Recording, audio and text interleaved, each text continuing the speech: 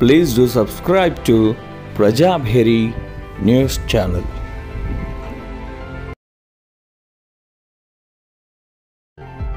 Please do subscribe to Prajabheri News Channel.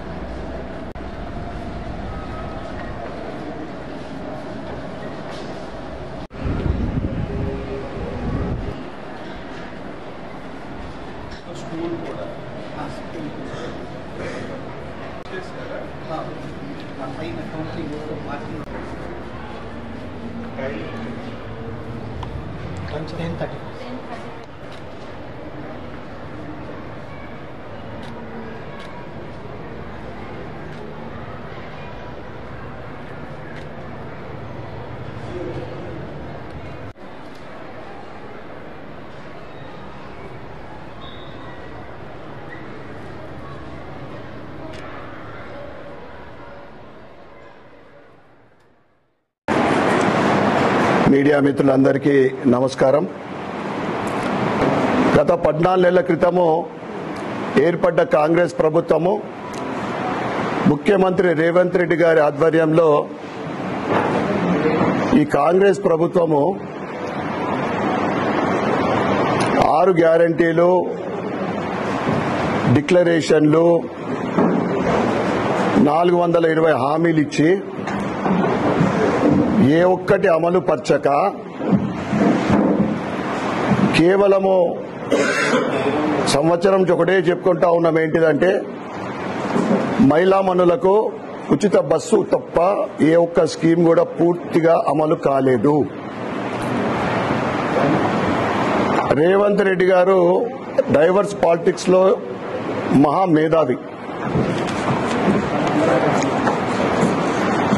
ఎప్పుడో scheme అని declare చేయడము, అమలు పరచకపోవడము, ఇంకొక ఇష్యూ ముందుకు తీసుకురావడం అనేది ఆయనకు వెన్నతో పెట్టిన విద్య. ఆయనకు పరిపాలన చేత కాదు. డైవర్స్ పాలిటిక్స్ మాత్రం మాస్టర్. కాంగ్రెస్ ఇచ్చిన గ్యారంటీలు, హామీలు ఇప్పటి వరకు 14 నెలలైనా కానీ ఏది అమలు పరచక ప్రజలు ఎప్పుడైతే అడుగుతా ఉన్నారో మొన్నటికి మొన్న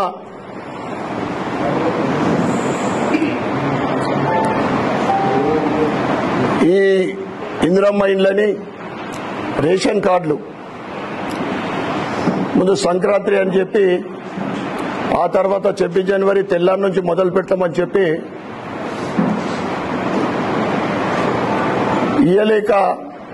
ఇవ్వక తెల్లారే ఈ కులాలదొకటి మొదలుపెట్టిండు. కులగణన మేము ఒకరమే చేసినాము, అదెంత తప్పుల తడకనో మనందరికీ తెలిసిన విషయమే. ఎస్ఎల్బీసీ ఘటన ఎంత దౌర్భాగ్యం అంటే 10 రోజుల తర్వాత ఘటనా స్థలానికి వెళ్లే సమయం రేవంత్ రెడ్డి గారికి దొరికింది. ఈ 14 నెలల్లో 40 సార్లు ఢిల్లీకి పోయే సమయం మాత్రం దొరికింది, కానీ ఇక్కడికి పోవడానికి సమయం లేదు ఆయనకు. ఎస్ఎల్బీసీ ఘటన రాష్ట్రంలో శాంతి భద్రతలు ఎక్కడ చూస్తే అక్కడ డ్రగ్స్, ఉస్కా మాఫియా ఇవన్నీ పెట్టరేగిపోతా ఉన్నాయి. దాంతోపాటు ప్రజల తిరుగుబాటు, ఓటు రూపకంగా ఏ ఎలక్షన్ వచ్చినా ఎక్కడ జరిగినా కానీ కాంగ్రెస్ కు బుద్ధి చెప్తా ఉన్నారు. దేశవ్యాప్తంగా భారతీయ జనతా పార్టీ హవా నడుస్తూ ఉంది, ఎదుగుతా ఉంది. దానికి తెలంగాణ ఏమి అతీతం కాదు. తెలంగాణలో కూడా ప్రజలు భారతీయ జనతా పార్టీ ప్రభుత్వాన్ని, డబుల్ ఇంజన్ సర్కార్ని, తెలంగాణ అభివృద్ధి కావాలంటే బీజేపీ రావాలని కోరుకుంటా ఉన్నారు. బీజేపీ ఎదుగుదలని చూడలేక, తట్టుకోలేక కేంద్ర మంత్రి వర్యులు, తెలంగాణ రాష్ట్ర అధ్యక్షులు కిషన్ రెడ్డి గారి పైన అవాక్కులు చివాక్కులు విషం కుక్కుతా ఉన్నాడు. మోడీ గారి దగ్గరికి వెళ్ళిండు, మోడీ గారు చిత్త పెట్టిండట. ఎందుకంటే వార్తలలోనే విన్నాం మేము, ఇచ్చిన ఏదైతే మేము శాంక్షన్ చేసిన దానికి మీ స్టేట్ షేర్ యాడ్ చేసే ముందైతే ఆ పనులు కంప్లీట్ చేయి. కేంద్రం అయితే అన్ని రాష్ట్రాలకు సమానంగా నిధులు ఇస్తుంది. నువ్వు నీ ఓట్ బ్యాంక్ కోసము కిషన్ రెడ్డి గారు చెప్పారు అత్త సొమ్ము దానం చేస్తా అంటే, నువ్వు ఇష్టం వచ్చిన ఇచ్చిన హామీలకు అది నీ బాధ్యత ఉంటుంది తప్ప కేంద్రం నిధులు లేకుంటే నీ ప్రభుత్వం ఒక నెల కూడా నడది. మా కేంద్ర మంత్రి కిషన్ రెడ్డి గారి కృషి వల్లే ఈరోజు వరంగల్ ఎయిర్పోర్ట్ కానీ, కాకతీయ మెగా టెక్స్టైల్ పార్క్ కానీ, రామగుండం ఎరువుల ఫ్యాక్టరీ పునరుద్ధరణ కానీ, సమ్మక్క సారక్క యూనివర్సిటీ కానీ, ఇలా చెప్పుకుంటూ పోతే ఈ 14 నెలల్లో కేంద్రం తెలంగాణకు అనేక స్కీమ్లు అలాట్ చేయడం జరిగింది. ఇదే వీళ్ళన్నీ కూడా అడగలే. వీళ్ళు ప్రజల కోసం, అభివృద్ధి కోసం ఎప్పుడు భారతీయ జనతా పార్టీ ముందుంటది కనుక ఇక ఇన్ఫ్రాస్ట్రక్చర్ ఏ విధంగా డెవలప్ అవుతా ఉందో చూస్తా ఉన్నాం. మొన్నటికి మొన్న మనం కుంభమేళా చూసినాం. నా భూతో నా భవిష్యత్ అనే విధంగా 66 కోట్ల జనాలు ఒక చిన్న ఇబ్బంది లేకుండా. కుంభమేళా అభివృద్ధి అంటే ఏంటిదో రోడ్లు, దాంట్లో మన ఇందూరు నుండి 1000 కిలోమీటర్లు కుంభమేళాకి వెళ్తే 10 కిలోమీటర్లు కూడా కచ్చా రోడ్ లేదు. ఇది భారతీయ జనతా పార్టీ అభివృద్ధికి ఇదొక ఉదాహరణ మాత్రమే.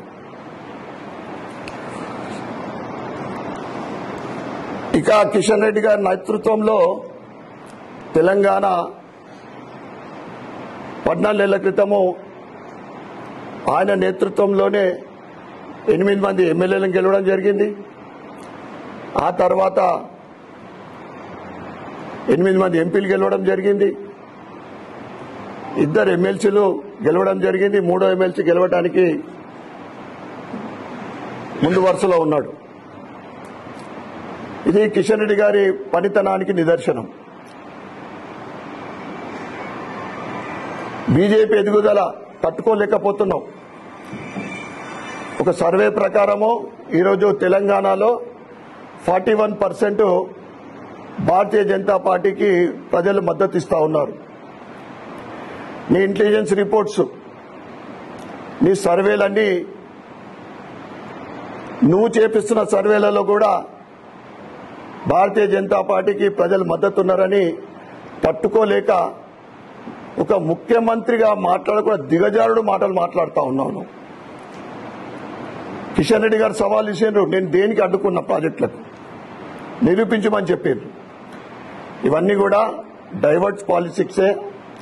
ఎందుకంటే నువ్వు ఇచ్చిన గ్యారంటీలలో ప్రతి మహిళకు 2,500 ఇవ్వలేకపోతేవి, 2,000 పెన్షన్ 4,000 లేకపోయా, తులం బంగారం లేకపోయా, రైతు రుణమాఫీ పూర్తిగా కాలేదు, రైతు భరోసా అరకొర కేటాయింపైంది, నువ్వు యువకులకు ఇస్తాన్న జాబ్ క్యాలెండర్ 2 లక్షల ఉద్యోగాలు లేకపోయా, నిరుద్యోగ భృతి లేకపోయా, ఎస్సీ ఎస్టీలకు మీరు ఎస్సీలకు ఇస్తాన్న 12 లక్షల అది భరోసా, అంబేద్కర్ హామీ పథకం, ఇవన్నీ మర్చిపోయి కేవలము డైవర్స్ కోసమే మాట్లాడుతూ ఉన్నాం. ఇక బీజేపీ బీఆర్ఎస్ ఒకటని, ఏది లేకుంటే ఒకటి ఏదో ఒక న్యూస్ రావాలని. ఏదైతే కాళేశ్వరం ఉందో అది ఏ విధంగా నడుస్తూ ఉందో ఎంక్వైరీ మనకు తెలుసు. ఫోన్ ట్యాపింగ్ విషయమైంది, పత్తా లేదు. గొర్లా స్కాము, అన్ని స్కామ్లు చెప్పడం జరుగుతుంది కానీ ఎటువంటి చర్యలు లేవు. దీన్ని బట్టే ఏమర్థమవుతుందంటే కాంగ్రెస్ బీఆర్ఎస్ ఒకటే. ఓటుకు నోటు ఎవరో మీ అందరికీ తెలిసిన విషయమే. ఇప్పటి వరకు పార్టీలు మారి, అనేక పార్టీలు మారి ముఖ్యమంత్రి అయినావు. కిషన్ రెడ్డి గారు 40 సంవత్సరాలు తన రాజకీయ జీవితంలో ఒకటే కమిట్మెంట్.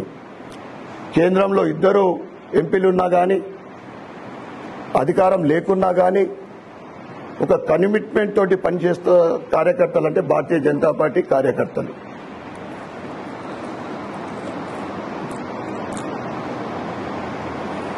ఈ స్కామ్లన్నీ కూడా ఇప్పుడు ఏం నడుస్తూ ఉంది ప్రభుత్వం అంటే అవినీతి, కమిషన్లు, కాంట్రాక్టర్లు ముత్తుకుంటా ఉన్నారు. సంవత్సరం క్రితము రావాల్సిన డబ్బు మీడియా మిత్రులందరికీ తెలుసు ఏం నడుస్తూ ఉంది. 1.5 year తర్వాత 8% అంటారు, కొందరు 10 అంటారు, కొందరు 12 అంటారు. రోజు రోజుకు పాపం వాళ్ళకి డబ్బులు రాకపోతే % పెరుగుతూ ఉంది. మీరు చేస్తున్న అవినీతి లెక్కలు రాబోయే రోజులలో ఎప్పుడు ఎలక్షన్లు వచ్చినా కానీ ప్రజలు భారతీయ జనతా పార్టీకి అధికారం ఇవ్వడానికి సిద్ధంగా ఉన్నారు. మీరు ఇప్పుడు చేస్తున్న అవినీతి కానీ, కమిషన్లు కానీ తప్పకుండా బయట పెడుతుంది.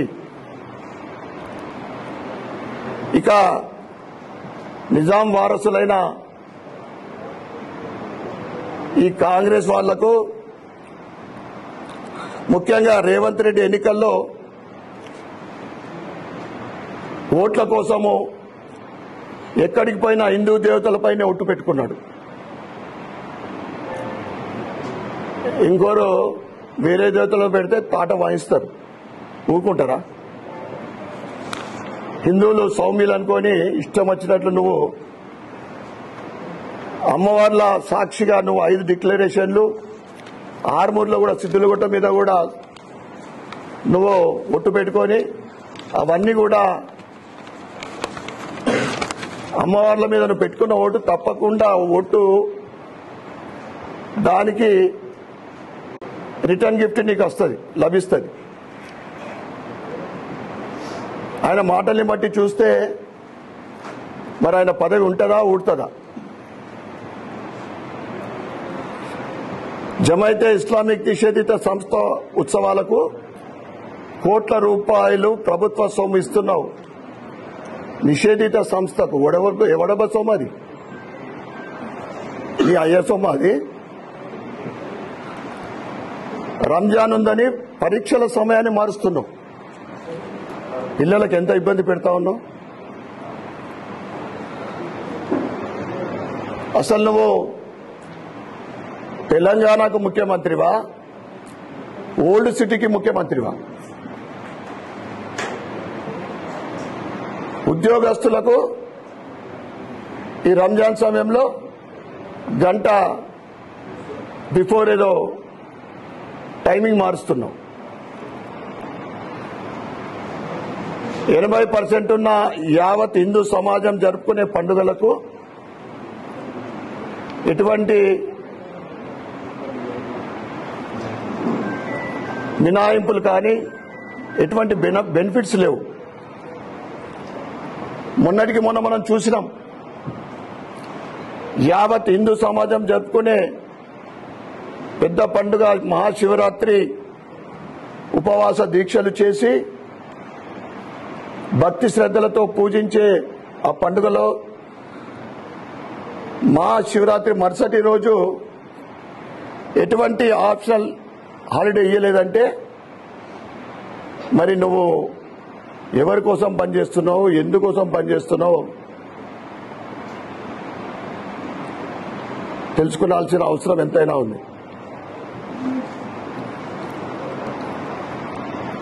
అసలు కాంగ్రెస్ డిఎన్ఏలోనే ఆ వర్గం పైన అమితమైన ప్రేమ ఉంటుంది ముందటి నుంచి.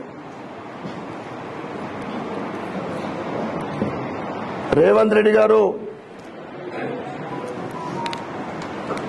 నువ్వు పరీక్షల సమయం మారుస్తావేమో కానీ ప్రజలు నీ ప్రభుత్వాన్ని మార్చడానికి సిద్ధంగా ఉన్నారని హెచ్చరిస్తా ఉన్నాం.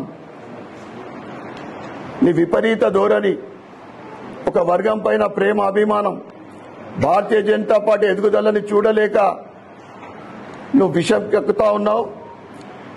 తస్మాత్ జాగ్రత్త. ప్రజలందరూ కూడా తిరగబడే రోజులు దగ్గరకు వస్తా ఉన్నాయి. నీ ప్రభుత్వాన్ని మార్చడానికి ప్రజలు సిద్ధంగా ఉన్నారని తెలియజేస్తా ఉన్నాను.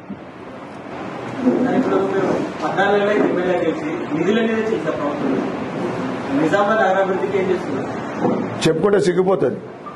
ఒక్క రూపాయి గత ప్రభుత్వం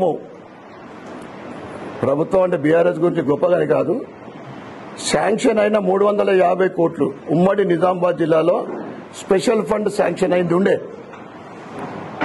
టఫైటిస్ ఫండ్ మున్సిపల్ ద్వారా 60 కోట్ల శాంక్షన్ అయింది ఉండే. ఆపేసిన ప్రభుత్వము కాంగ్రెస్ ఇచ్చుడు కాదు, ఉన్నాయి ఆపేసుడే. నేను అనుకుంటా, మీడియా మిత్రులకు నేను అడుగుతున్నా, మొట్టమొదటి ప్రభుత్వం అనుకుంటా, సంవత్సరం గడిచిపోయింది, 14 నెలలు గడిచిపోతా ఉంది. సిడిపి కాన్స్టిట్యూషన్ డెవలప్మెంట్ ఫండ్ అంటే ఎమ్మెల్యే ఫండ్ ఇయ్యలేని దౌర్భాగ్యపు ప్రభుత్వం ఇదొక్కటే అనుకుంటా. కనీసం పేదవాళ్ళు లేకుంటే గల్లీలకి వెళ్ళొచ్చి కమ్యూనిటీ హాల్ గురించో లేకుంటే దేని గురించో అడిగితే ఏమి ఇచ్చే పరిస్థితి లేదు. అడుగుతా ఉన్నాం, ఏమిస్తుంది? 7 లక్షల కోట్ల అప్పని ఎన్నికల ప్రచారంలో ఈ బీఆర్ఎస్ ప్రభుత్వం 7 లక్షల కోట్ల అప్పు చేసింది.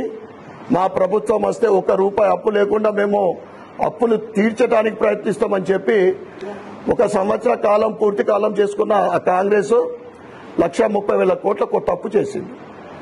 ఒకటే మాటలు చెప్తా ఉన్నా, వీళ్ళు ఇచ్చిన హామీలు, ఈ గ్యారంటీలు మరి ఏ రకంగా వీళ్ళు అమలు చేస్తారో. ఎందుకంటే తెలంగాణ అప్పటి బీఆర్ఎస్ ఇప్పటి కాంగ్రెస్ ప్రభుత్వ హయాంలో రోజు రోజుకు అప్పుల కూబీలో కూరుకుపోతా ఉంది. అభివృద్ధి కావాలి అంటే భారతీయ జనతా పార్టీ ప్రభుత్వం రావాలా. భారతీయ జనతా పార్టీ ప్రభుత్వం ఏ రాష్ట్రాలలో అధికారంలో ఉందో ఇచ్చిన కమిట్మెంట్లు పూర్తి చేస్తుంది. సాధ్యమయ్యే కమిట్మెంట్లే, సాధ్యమయ్యేదే కమిట్మెంట్ ఇస్తుంది. ఇష్టం వచ్చిన వాళ్లకు, ఎవరికి కనిపిస్తే వాళ్లకు, మహిళలకు, యువకులకు, రైతులకు, బడుగు బలైన వర్గాలకు బీసీలకు ఎంత అన్యాయం ఇది. బీసీ కులగణనను పెట్టి బీసీలకు అన్యాయం 10% తగ్గించేసింది. బీసీలకు ముందు నుంచి ఆయనకు బీసీలు అంటే కక్షనే. ప్రతి సంవత్సరం 20,000 కోట్లు బీసీల గురించి కేటాయిస్తా అని చెప్పి మొదటి సంవత్సరం బడ్జెట్ లో 12,000 కోట్లు కేటాయిస్తే 3,000 కోట్లు ఖర్చు పెట్టింది. తప్పకుండా నేను రాష్ట్ర ప్రభుత్వాన్ని మేము ఒక సంవత్సరం మొత్తము అడిగినాం, ఇవ్వకుంటే అసెంబ్లీలో కూడా నిలదీస్తాం. మేము అవసరం అనుకుంటే ప్రజల కోసం, నా నియోజకవర్గ అభివృద్ధి కోసం మేమందరం కలిసి ధర్నా చేస్తాము, ప్రభుత్వాన్ని నిలదీస్తాం. తర్వాత ఏదైతే మా స్మార్ట్ సిటీ స్కీమ్ ఉందో, కేంద్రం నుంచి స్మార్ట్ సిటీయా లేకుంటే ఈక్వల్ టు స్మార్ట్ సిటీయా, తప్పకుండా ఆ స్కీమ్ ని తీసుకొచ్చే ప్రయత్నం మా ఎంపీ గారి సహకారంతో ఆయన ఆధ్వర్యంలో తీసుకొస్తాం. అప్పుడు ఆటోమేటికల్ గా సంవత్సరానికి 100 కోట్ల అభివృద్ధి కోసం నిధులు వస్తాయి.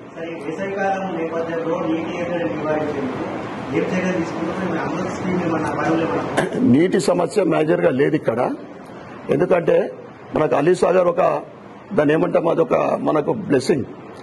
అయితే అమృత్ ట్యూబ్స్ కింద ఏదైతే వాటర్ వర్క్స్ కోసం 50% నిధులు విడుదలైన, ఇంకో 50% అండర్ గ్రౌండ్ డ్రైనేజ్ గురించి గత 30 సంవత్సరాల నుండి పాత లైన్లు, వాటర్ లైనింగ్స్ ఉండడికి సరిపోక, సిటీ పెరగడం వల్ల వాటర్ సరిపోక, ఇప్పుడు ఆ వాటర్ స్కీమ్ కింద పాత పైప్ లైన్లు మార్చడము, 9 కొత్త వాటర్ ట్యాంకులు అర్బన్ లో వస్తూ ఉన్నాయి. అక్కడ ఈ ట్యాంకులు పెరుగుతున్నందుకు అలీసాగర్ లో దాని కెపాసిటీ కూడా పెంచుతుంది ప్యూరిఫై చేయడానికి. ఇది కూడా ఒక సంవత్సరం లోపు పూర్తవుతుంది. వాటర్ సమస్య ఎక్కడున్నా కానీ పూర్తిగా మేము పరిశీలిస్తా ఉన్నాం. ప్రతి డివిజన్లోని మా నాయకులతోటి నేను సమన్వయం అవుతూ ఎక్కడో కూడా వాటర్ సమస్య రాకుండా చూసే బాధ్యత మాది.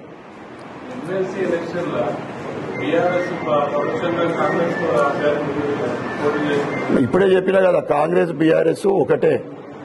ఇదంతా లోపాయికరితనం. అందుకోసమే అభ్యర్థిని నిలబెట్టలేదు. ఇదొక ప్రభుత్వానికి మా మల్క కొమరయ్య గారి విజయం చెంపపెట్టు. నా భూతో నా భవిష్యత్, వారి అహంకారానికి ఇదొక గుణపాఠం అని చెప్తాం. గ్రాడ్యుయేట్స్ గెలుస్తారు, తప్పకుండా అవకాశాలు ఉన్నాయి. ఎందుకంటే మొదటి ప్రాధాన్యతలో మెజార్టీ ఉంది. చాలా మంది ఈరోజు భారతీయ అభిమానులు పెరుగుతూ ఉన్నారు, బీజేపీ అభిమానులు. రెండో ప్రాధాన్యత తోటి మా అభ్యర్థి గెలవడానికి పూర్తి అవకాశాలు ఉన్నాయి. దీనికి ఈ రిజల్ట్స్ అర్థమవుతున్నాయి కదా. ఇప్పుడు మన టీచర్స్ ఎమ్మెల్సీ జరిగినాయి 43 నియోజకవర్గాలు. అవి 8 మంది ఎంపీలు గెలిచింది 54 నియోజకవర్గాలు. అక్కడ భారతీయ జనతా పార్టీ జెండా ఎగిరేస్తున్నదంటే ఇక కాంగ్రెస్ పని వాళ్ళ స్థితి ఎట్లా ఉందో అర్థమవుతా ఉంది. Thank you.